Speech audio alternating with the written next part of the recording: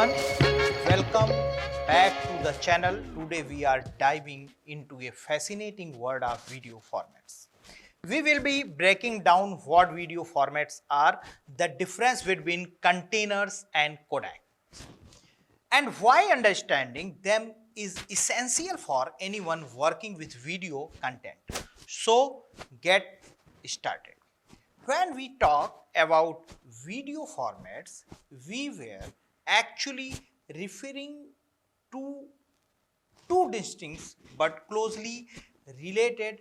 These two components work together to create what we know as a video format. However, because of how they interact, video format can often seem confusing. Let's break it down. First up, the container. Think of the container as the file structure.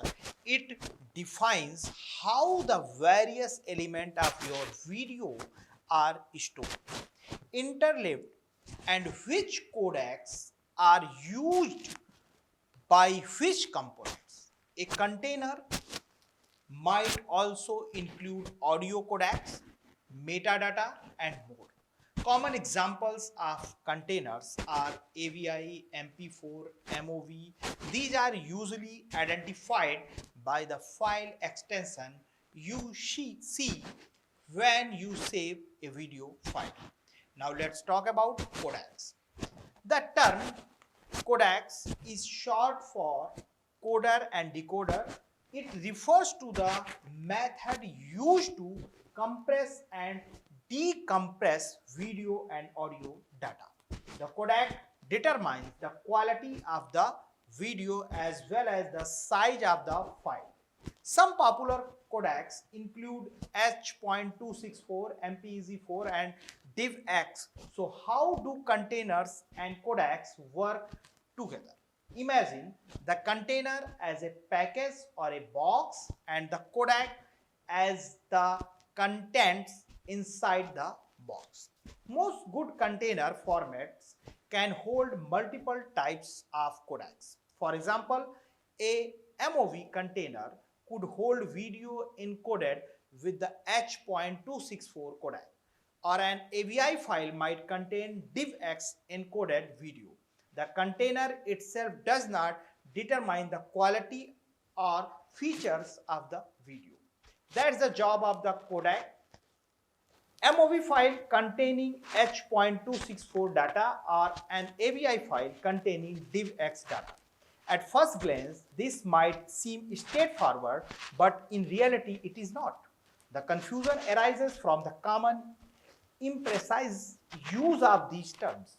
Many software companies also contribute to this confusion by oversimplifying their documentation.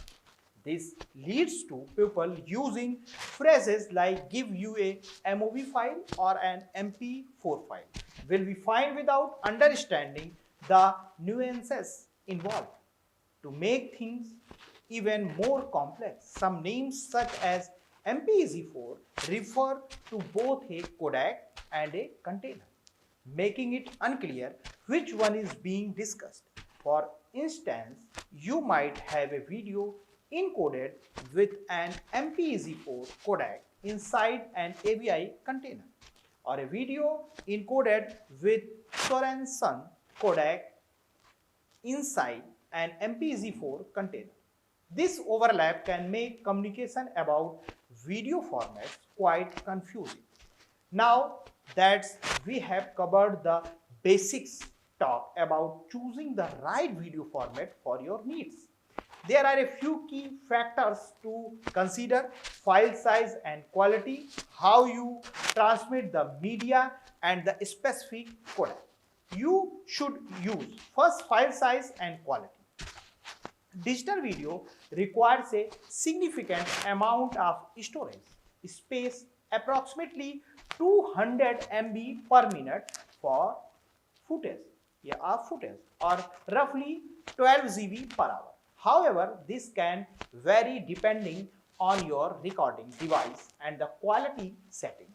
Let's also talk about frame rate or FPS, frame per second. The standard frame per second is 29.97, which give you a smooth image. Increasing the FPS can make the video even smoother, while decreasing it might result in a choppier, less fluid video. Another important factor is bit rate, which is a measure of the number of bits transmitted over a set period of time. The higher the bit rate, the better the quality, but also the larger the file size. And lastly, resolution. The number of pixels in the video determines whether your video is in standard definition or high definition. Higher resolution means a clear image but also a bigger file. Next, consider how you transmit your video. Will be sharing it via an external hard drive, a USB stick, email, or uploading it to a social media platform. The method of transmission will help you decide which codec to use. For example, many internet platforms like YouTube support MP4 containers with H.264 codecs. So, which codec should you choose? Here are a few tips. I am giving you few tips. Check the requirements of the website or a platform where you are uploading your video. Many platforms favor the MP4 containers with an H.264 codec. If your video is intended for mobile device, choose a codec that is widely supported on mobile platforms. Note that Apple device, for example, do not support flash video. If your video will be embedded in another application, ensure that the codec you choose is compatible with that application. Sometimes the application will apply its own codec to ensure playback within its environment, but it is still important to check the compatibility beforehand. Finally, let's discuss playing your video on different computers. Unfortunately, it's nearly impossible to guarantee that a video will play on every computer, as it depends on the viewer's device and the decoders they have installed. For example, Windows and Mac systems often have their own preferred containers and codecs, which can lead to compatibility issues. To play Windows media files WMB on Mac, you may need to install software like Flip or for Mac. On a PC, VLC media player is a great option because it supports almost every kind of video codec. You might also need to download additional decoders to play different video formats on Windows media player. To wrap things up, understanding video formats, especially the role of containers and codec, is crucial for anyone working with video content. By knowing how to choose the right format, you can ensure that your video maintains the best possible quality and are accessible across different devices and platforms. If you found this video helpful, please like, subscribe, and share it with your friends, and don't forget to check out the appendix in the description for the common codecs and content. So, thank you. See you